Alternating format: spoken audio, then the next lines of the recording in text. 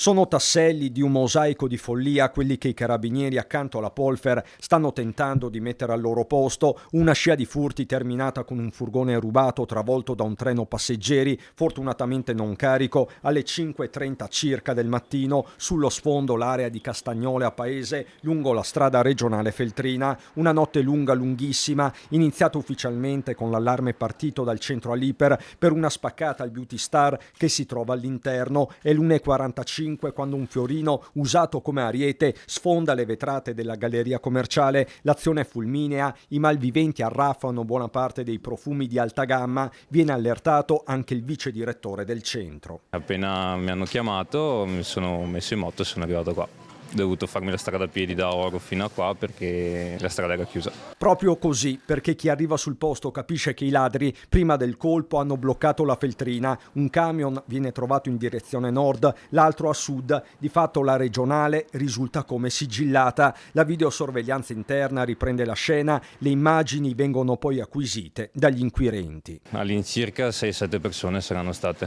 Erano travisate. Sì.